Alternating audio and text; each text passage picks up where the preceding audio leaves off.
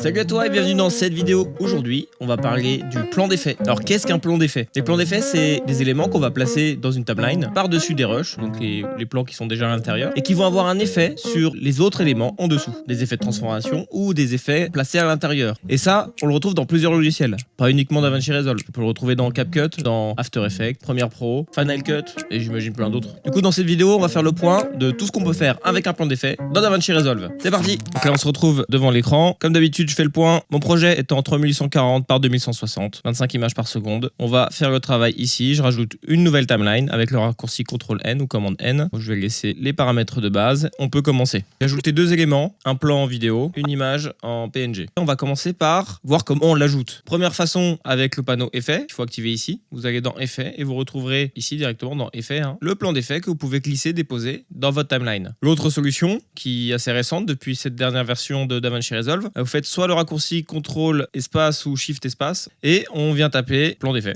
On vient le sélectionner et on fait Entrée. Alors, il va s'insérer directement au niveau de la tête de lecture. Donc là, si je recommence, tu peux voir que quand je tape plan, ça va rechercher automatiquement dans ma bibliothèque d'effets. Évidemment, on peut retrouver d'autres plans ou d'autres effets à l'intérieur. Et quand je l'ajoute, tu vas voir que le départ vient directement au niveau de ma tête de lecture. Et il va aller à la suite. Si je dois le placer, par exemple, ici, la réaction, elle va être de se placer au-dessus. Donc ça ne coupera jamais des éléments se mettant dans le rush ou dans l'élément qui est présent sur la timeline. Ça ira toujours au-dessus. Pour ça, au moins, il n'y a pas de risque.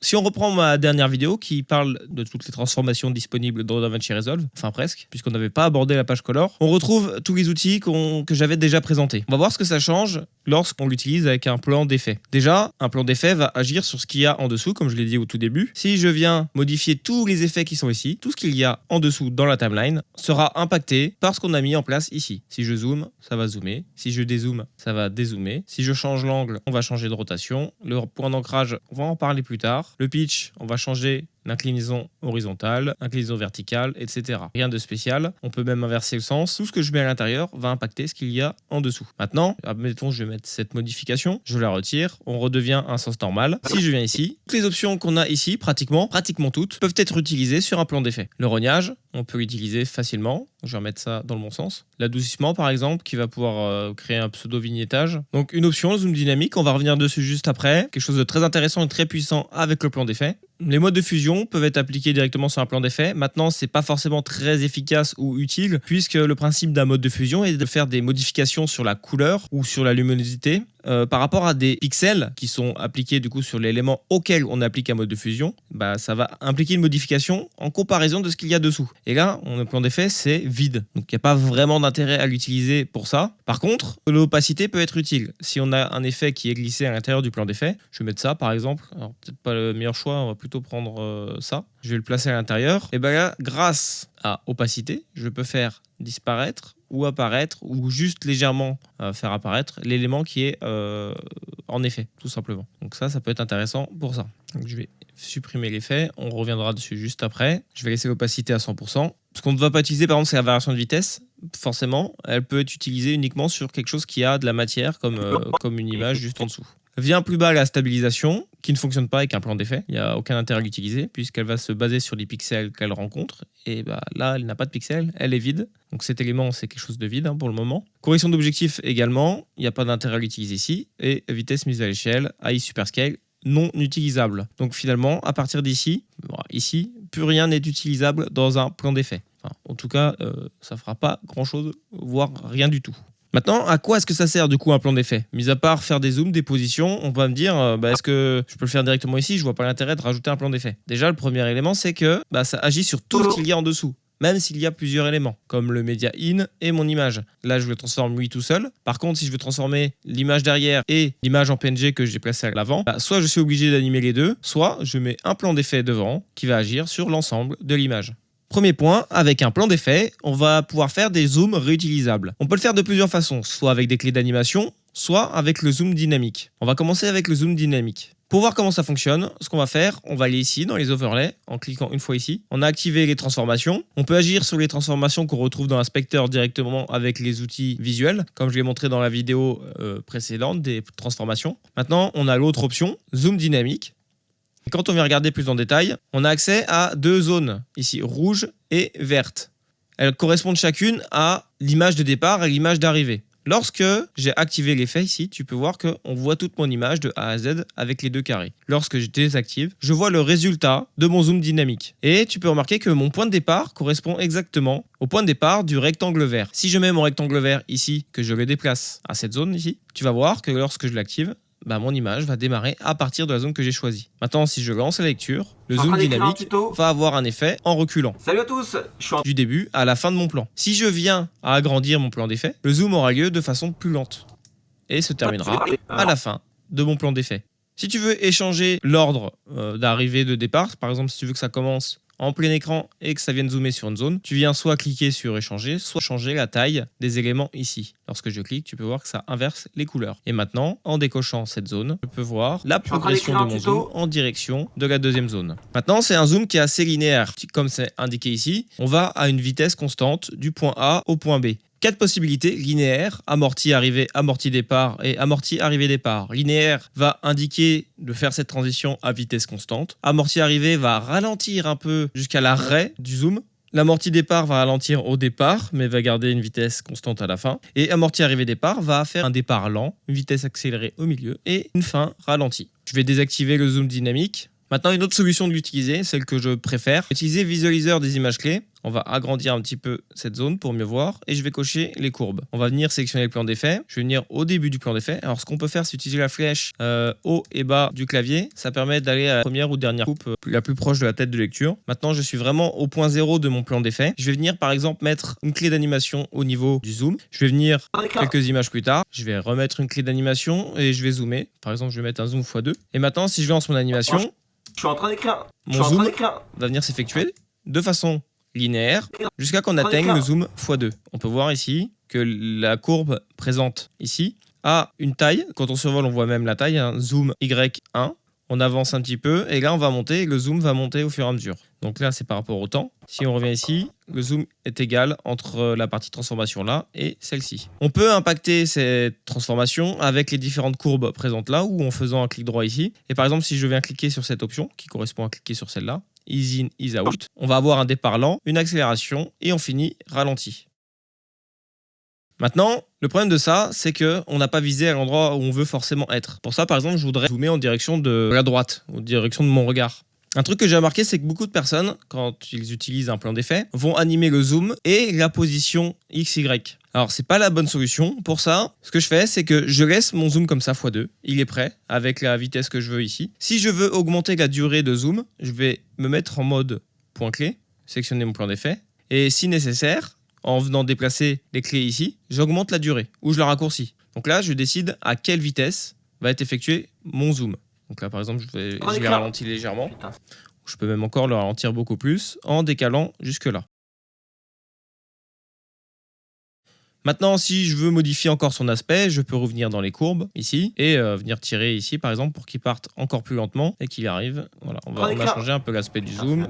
Et ça, vous avez vraiment le contrôle en modifiant seulement ces courbes. D'ailleurs, si elles sont dures à contrôler pour vous parce que par exemple vous avez un petit écran, il faudra venir cliquer ici, revenir cliquer ici aussi ou à l'autre. Là déjà, vous avez un meilleur contrôle puisque vous avez plus de place. Vous avez même la possibilité d'isoler l'éditeur d'images clés avec les courbes, pour pouvoir vraiment travailler sur quelque chose de plus grand. Donc ça, voilà, c'est une possibilité que vous avez. Maintenant, je vais revenir directement en bas. Ce que je fais et ce que j'adore utiliser là-dedans, c'est ça, je vais le sauvegarder. Je vais le sauvegarder dans la bibliothèque de médias pour le réutiliser ou dans mon chutier partagé. Il y a un intérêt pour les deux. La bibliothèque de médias, c'est quelque chose que je vais pouvoir réutiliser facilement dans tout mon projet ici, dans celui-ci, toutes les timelines que je vais pouvoir utiliser. Par contre, je vais pas pouvoir utiliser ce plan d'effet dans mes autres projets. Pour ça, il faut utiliser le chutier partagé. Lui, c'est quoi? C'est une bibliothèque de médias comme celui-ci et elle est partagée dans tous les projets de cette bibliothèque. Ça, moi, j'ai la bibliothèque nœud central. Et ce que je vais placer dans chutier partagé ici va toucher tous les projets que j'ai à l'intérieur, ici, de nœud central. Quand je vais le réutiliser, ce que je vais faire, donc là, je vais dézoomer, faire un peu de place pour qu'on voit un peu mieux ma timeline. Je vais essayer ça, on va remonter un petit peu. Voilà. Je vais venir le glisser dans la timeline. Donc là, par contre, je vais supprimer le plan d'effet. Je vais venir le ajustement de clip. Je vais venir le reposer ici. Et je vais pouvoir le déplacer. Je peux le venir autant de fois que je veux l'ajouter. Donc ça, au fur et à mesure du montage, on peut choisir le plan d'effet notre choix. Ce qui est intéressant de faire, c'est de créer plusieurs zooms différents. Un zoom x2, un zoom x1,5, un zoom x3, avec la vitesse que l'on veut. Et pour la direction de la transformation, on va juste changer le point d'ancrage, tout tout simplement. J'ajoute mon plan d'effet, je veux qu'il zoome en direction du carré par exemple ici, et si je lance l'animation, salut à toi et bienvenue sur va se faire directement vidéo, au niveau du carré. Tout simplement. Après, si j'ai quelque chose à ajouter plus tard dans mon montage, par exemple je vais zoomer dans cette partie, soit je rajoute mon ajustement de clip ici, et je change encore une fois le point d'ancrage, par exemple je veux que ça aille sur mon visage, je me déplace comme ça, et là le zoom... Pour ce tutoriel, je vais faire un peu en improvisation. Donc c'est quelque chose de super intéressant, et ça on peut le faire avec le début et la fin de l'animation. Voilà. Maintenant, quand je viens ajouter une sortie d'animation à la fin, je vais mettre une clé d'animation sur le zoom, je vais aller plus loin, et là je veux qu'à la fin de mon plan d'effet, mon zoom redevienne à 1. Donc même chose que tout à l'heure, je peux choisir l'interpolation des images clés. On va faire comme ça. Ici, on lit, je zoome. C'est-à-dire que j'ai une on idée en reste tête, sur je le vais zoom que j'ai produire, indiqué, ce que vous avez eu et on au dézoome début. pour revenir à la taille initiale. Maintenant, si je veux changer la durée de ce zoom pour qu'ici ça dure plus longtemps, la solution que j'utilise, je me place en mode clé d'animation. Je viens agrandir mon plan d'effet jusqu'à la zone que je décide. Et je viens déplacer les clés, tout simplement. Que vous avez donc vu là, au mon début, zoom c'est quelque chose reste que j'ai créé du coup effectif dans toute la durée souhaitée et se termine à la fin. Donc comme je l'ai dit tout à l'heure, si tu veux aller plus loin sur ces parties, que tu n'as pas vu la vidéo sur les transformations, tu verras, tu vas pouvoir faire plein de liens et comprendre jusqu'où tu peux aller avec tout ça. Ensuite, je reviens sur le plan d'effet, je vais le réinitialiser en cliquant ici. Je t'ai montré qu'on peut l'ajouter dans la bibliothèque de médias. On peut aussi l'ajouter dans le chutier partagé. Et pour ça, on peut le renommer. Tu vois, quand je l'ai glissé, c'est juste appelé ajustement de clip. Maintenant, si tu veux le renommer ou changer sa couleur dans la timeline, alors d'ailleurs, ça fonctionne pour tous les éléments d'ailleurs de la timeline, hein, c'est pas uniquement le plan d'effet. Il faut que tu ailles dans Fichier ici. Je vais l'appeler Transformation. Et tu vas voir que là, il s'appelle Transformation. Si je viens glisser dans ma bibliothèque de médias, tu auras exactement son nom ici. Donc ça, c'est pratique si tu veux prénommer des effets que tu vas réutiliser. Donc je t'invite dans ce cas-là, par contre, à créer un nouveau chutier. Chutier 1 ici, je vais le renommer Zoom, par exemple. Et je viens glisser mes zooms à l'intérieur. Et là, tu peux tous les retrouver dans la même bibliothèque. Une autre chose qui est possible, c'est pour t'aider visuellement, je t'en parle rapidement, tu peux changer sa couleur, comme tous les éléments finalement. Par contre, si tu changes sa couleur ici, ça n'aura aucun impact sur ce qui se passe ici. Tu vois, quand je le réimporte, il n'est pas orange. Donc ça marche uniquement dans ta timeline pour t'aider à te repérer. Des choses possibles avec le plan d'effet, par exemple, c'est de mettre un plan d'effet vierge, comme ça, et l'utiliser juste pour avoir des repères visuels. T'aimes pas trop les marqueurs, parfois les marqueurs je les trouve pas suffisamment visuels, et je veux repérer une zone de mon montage sans mettre de marqueurs qui eux ne suivent pas les plans. Je vais venir positionner mon plan d'effet, je vais changer sa couleur, et tiens, ce plan d'effet veut dire telle chose pour moi. Ensuite, cette zone-là, ça sera du orange, etc. Et j'applique aucune transformation. Voilà. Ça, c'est des repères visuels dans la timeline. On peut l'utiliser pour ça, par exemple. C'est ce que je fais parfois. On a vu les transformations qu'on peut faire sur un plan d'effet. Maintenant, on peut utiliser le plan d'effet pour étalonner une section du montage. Par exemple, si on ne veut pas étalonner directement l'élément, en passant par la page Color, par exemple, si je viens appliquer une modification dans mon étalonnage, je vais mettre quelque chose, n'importe quoi, là, ça impacte la vidéo entière et pas juste une partie. Si je veux modifier la couleur d'une certaine zone, je serai obligé de faire des cuts. Couper, faire un étalonnage, recouper l'autre. Pour éviter ça, on va utiliser un plan d'effet. Je vais initialiser le nœud ici. Je vais venir positionner le plan d'effet et tu vas voir que quand je passe dans la page color, donc la page color, elle prend directement le plan le plus haut par rapport à la tête de lecture. Donc pense bien, des fois, quand tu as un plan d'effet qui est positionné quelque part et que tu veux étalonner l'élément dessous, avec l'outil timeline, affiche là et là tu peux voir quel plan est réellement sélectionné. Ou sinon tu peux le voir ici avec les différents plans qui sont affichés avec cette option. Bref, ici, on a le plan d'effet qui est sélectionné. Donc toutes les transformations, couleur, luminosité et même transformation, ici, comme d'ailleurs je ne l'ai pas présenté, mais on peut faire des mouvements de transformation directement de la page color. Tous les éléments qu'on va mettre là vont impacter le plan d'effet, donc les plans qui sont en dessous. Je vais faire un exemple. On va positionner une détérioration de film pour vieillir un peu l'image. Bon, on va faire ça un peu comme un bourrin. Et je vais rajouter une vignette. Je vais glisser sur ce nœud-là. Bon, allez, on va être bien, on va rajouter un deuxième nœud pour la vignette. Voilà, c'est magnifique. On a fait un super étalonnage. Voilà. On revient ici et on voit l'application de mes couleurs. Et ça, c'est intéressant puisque ça me permet de l'utiliser dans des zones précises, sur des plans différents. En gros, je fais un color grade par zone. Et je peux le réutiliser aussi. Transformation, alors là, je vais mettre étalo. Étalo 1, je l'ai renommé ici. Je vais mettre une couleur comme ça, par exemple. Donc la couleur ne va pas suivre de toute façon. Je vais glisser ici, j'ai étalo 1, je vais venir dans cette zone du montage, je vais venir le reglisser ici, et tu peux voir qu'on récupère exactement l'étalonnage que j'avais préparé tout à l'heure. Donc ça te permet de préparer des presets de couleurs, des presets d'effets, et de les appliquer dans ton montage facilement. Donc je vais supprimer celui-là. Autre chose intéressante, ça veut dire que tu peux aussi mettre l'effet de manière progressive. Les outils à disposition dans la page montage sont également fonctionnels sur le plan d'effet. Et là, mon effet va arriver progressivement jusqu'à atteindre sa transformation. Donc, je vais rajouter un plan d'effet ici. Donc la page color permet beaucoup de choses. Alors je reviens vite fait dedans parce qu'on n'a pas tout vu, mais finalement tous les effets qu'on voit ici fonctionnent et sont applicables dans un plan d'effet. On a vu qu'il peut affecter via l'inspecteur avec des transformations les éléments inférieurs, avec des effets de la page color, un étalonnage, un color grade, il va appliquer ce qu'il y a par rapport à ce qu'il y a en dessous. Et je vais en remettre un autre. Et il va impacter aussi avec les effets qu'on peut lui glisser de la page montage ou la page cut. On a deux choses. On a les effets comme ça et on a les resolve et fixe. Alors il y a une différence. C'est que les effets qu'on a ici dans effets, quand on les glisse, ils sont modifiables dans la page fusion grâce à ce petit bouton. On va rentrer dedans. Et là on peut voir que l'effet que j'ai glissé, en fait c'est un effet fusion. C'est une composition fusion qui a été créée spécifiquement pour être appliquée sur un effet. Donc c'est quelqu'un qui a dû s'amuser à la créer pour Blackmagic et qui l'a mis à disposition avec des paramètres qui sont rendus disponibles. Donc là, tu vois, par exemple, si on est dans Fusion, maintenant, on peut changer tous les éléments. On peut les personnaliser, on peut faire plein de choses. Donc je vais supprimer l'effet en cliquant ici. On a tous ces effets finalement qui sont modifiables dans la page Fusion, tout simplement. Si on revient cinématique, comic book, je l'applique, je viens ici, je l'ouvre. On a accès à toute l'arborescence de nœuds qui lui a permis de se composer. Celui-là, il est assez épais quand même, hein. Allez, on revient ici, je supprime l'effet. On a cette première partie, effet, et on a Resolve FX. Resolve FX, c'est les mêmes qu'on va retrouver d'ailleurs dans la page color. Donc c'est pour ça que des fois, on va dans la page color, on applique juste un effet, on a beaucoup de choses à disposition dans la page montage. Et même des fois, on va même dans la page fusion sans forcément en avoir l'intérêt. On a tout ici. Je peux très bien faire une transformation ici, ou refaire une ici. Par exemple, l'effet de transformation que j'ai déjà présenté. On vient ici, et je peux donner un effet de transformation d'étirement directement sur mon plan grâce à ces deux valeurs, tout simplement. Maintenant, ce plan d'effet, il peut accumuler plusieurs effets. Et je vais en mettre un premier. On va mettre un flou de zoom. Ensuite, je vais placer dessus une vignette. Je vais un peu adoucir parce qu'elle est un peu violente. Et une grille. Je peux paramétrer chacun de ces effets. Finalement, c'est des effets que tu vas retrouver également dans la page Fusion. Ça, je les utilise sous forme de nœud à chaque fois.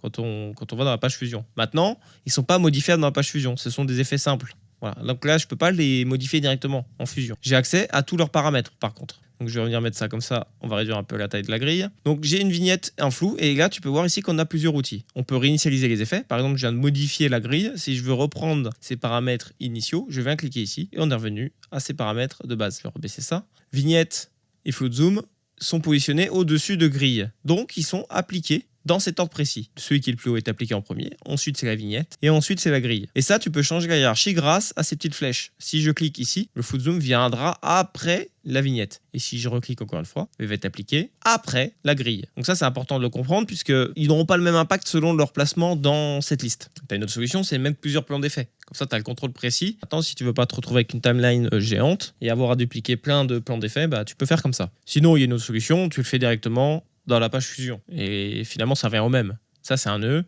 qui est connecté à un autre nœud, qui est connecté à un autre nœud, et comme si on avait un média out à la sortie. Tous ces effets, on peut les supprimer grâce à ce bouton, et on repart avec un plan d'effet vierge. Une autre option que j'aime bien, je vais faire CTRL Z parce que je vais remettre l'effet qu'on le voit bien. Alors, c'est un raccourci clavier, le raccourci D, qui permet d'activer ou désactiver un effet. Alors, pourquoi je vous le recommande ici, c'est que parfois, les effets, quand on commence à en mettre pas mal, ça ralentit le montage. Et ce que je fais, du coup, à ce moment-là, je désactive simplement et je les réactive après. Donc ça, c'est pratique. Et ça permet aussi de voir un avant-après. Tout simplement, par exemple, si je mets juste une vignette, on se rend plus trop compte de l'effet que ça a. Donc, soit on vient cliquer ici, pour désactiver seulement l'effet. Et le plus simple, finalement, c'est que la touche D, on voit ce que ça ressemble avant et après. Avant de passer à la suite, on va regarder un petit peu ce qu'on peut faire directement avec un clic droit. Tu peux voir, quand on vient faire un clic droit sur un élément comme le PNG ici, Media PNG, on peut le convertir en plan fusion ou VFX Connect. Par contre, le plan d'effet, quand tu viens faire un clic droit dessus, tu ne peux pas le transformer en plan fusion. C'est pas possible.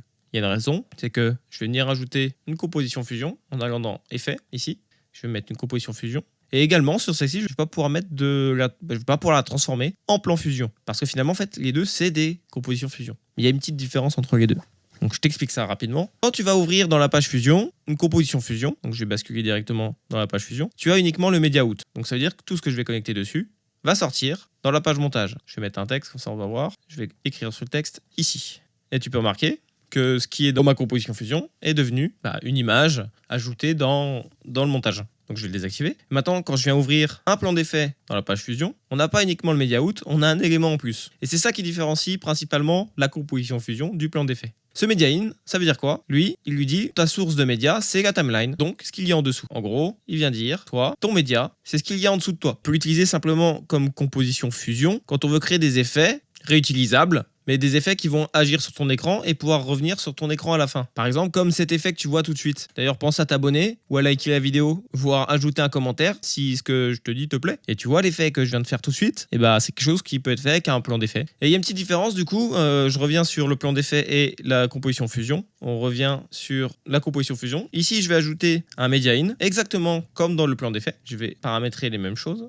Je vais le connecter ici. Et il se met en rouge directement. Pourtant, il a les mêmes paramètres que le plan d'effet. Je vais venir ici, on va pouvoir regarder. Alors d'ailleurs, si je vais aller dans plan, je vais venir dans le plan d'effet. Tu peux voir que là, j'ai exactement les mêmes paramètres entre le Media In ici et la composition Fusion ici. Alors ça, je sais pas pourquoi ça marche pas. Par contre, dans la composition Fusion, si tu viens changer ce truc-là en arrière-plan, bah là, ça va avoir le même effet que quand tu es dans le plan d'effet. Une seule différence que j'ai remarqué, c'est lorsque maintenant j'effectue une transformation ici, quand je dézoome, via la composition Fusion, c'est une duplication de ce qu'il y a dessous qui va se faire par-dessus la vidéo initiale. À l'inverse du plan d'effet qui, lui, quand je dézoome, va me laisser un écran noir derrière. C'est la seule différence que j'ai remarquée.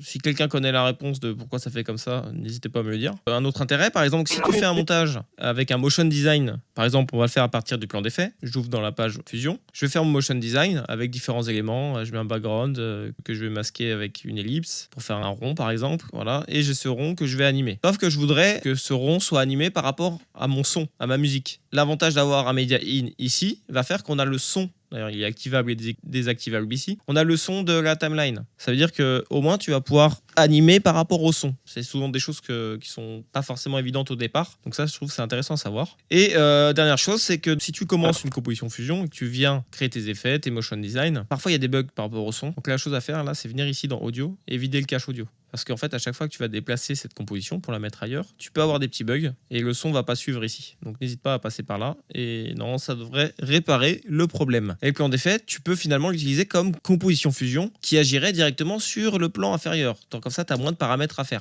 Je vais te montrer quelques cas d'usage. Par exemple, je vais utiliser un titre, texte plus, je vais mettre mon titre. Voilà, je viens ici, je grandis le texte. Et par exemple, quelque chose qui est pratique, c'est que tu veux faire apparaître un élément, donc soit un élément graphique, par exemple le média ici, ou le titre, donc je vais faire pour les deux. Tu veux le faire apparaître dans ta timeline, mais on le voit pas bien, il est pas très lisible. Donc pour ça, ce que je fais, je vais rajouter un plan d'effet que je vais placer sous le texte. Je vais le sélectionner, je vais faire Shift espace, je vais rajouter une vignette et je vais ajouter un flou par exemple. Un flou gaussien et je vais reparamétrer, je vais mettre plus flou par exemple, je vais augmenter la taille de la vignette pour que ce soit très sombre, voilà une possibilité, on va adoucir un peu pour étaler la lumière. Je vais mettre une transition d'arrivée à mon titre, on va mettre un poussé, on va mettre ici et on va le mettre en sortie, on va le laisser simplement comme ça et tu vas voir que quand il arrive, il a une certaine durée d'animation avant d'arriver. Moi ce que je fais c'est que je viens fondre l'entrée ici, fondre la sortie en agrandissant un petit peu. Là, tu peux voir que finalement, l'opacité de mon effet va être progressive avec la même vitesse d'arrivée. On va parler de 3D, tu vas apprendre à reproduire cet effet. Ça augmente ta lisibilité. Donc ça te permet du coup de rendre le texte plus lisible, de mettre en valeur des éléments selon leur placement dans la timeline. Et en plus, ça, on peut facilement le mettre en place. Par exemple, je vais le mettre ici, je vais mettre ici, je vais changer les éléments, je vais désactiver celui-là et placer celui-là ici. Et là, si tu vois bien l'arrivée, tu vas apprendre à reproduire cet effet. Mon élément arrive. On peut voir l'image et ensuite ça libère l'image. Avec tout ce qu'on a vu, tu as la possibilité de faire beaucoup de choses. Entre l'étagonnage, tu peux rendre une scène en noir et blanc, tu peux changer la couleur d'une scène, changer l'ambiance. Maintenant, quand on a un plan d'effet, donc je vais rentrer dans le plan d'effet, qu'on ajoute des effets directement entre le Media In et le Media Out, par exemple, je vais mettre une vignette qu'on utilise depuis tout à l'heure, il faut remarquer une petite chose, c'est que ce que je vais mettre en effet dans le plan d'effet, via la page Fusion, va agir dans une chronologie spécifique entre les différentes pages. Je m'explique. Le plan d'effet ici, il va s'appliquer après l'effet fusion. Quand je vais dans la page fusion, je le vois pas, il agit pas. C'est parce qu'en fait, quand je vais activer la vignette ici, elle va être calculée et ensuite, ça va sortir et c'est les effets dans un second temps de la page montage qui seront calculés. Si on prend un ordre, c'est qu'on a notre timeline qui est ici, on a nos rushs, ensuite ça passe par fusion, fusion applique ses effets, ça ressort. Ensuite, on a les effets OpenFX, effets effet ici qui s'applique par-dessus. Ensuite, on a la page color. Voilà, c'est dans cet ordre-là que ça se calcule. On en a fini pour cette vidéo. Merci à toi d'avoir regardé jusqu'au bout. Maintenant, n'hésite pas à t'abonner si c'est pas encore fait, à liker et surtout à laisser un commentaire pour savoir si ce format te plaît, mais surtout me dire si tu aimerais voir d'autres vidéos et s'il manque quelque chose que j'aurais oublié. Je suis sûr qu'il y a des choses que tu connais que moi je connais pas. Ça c'est sûr. Allez, à bientôt!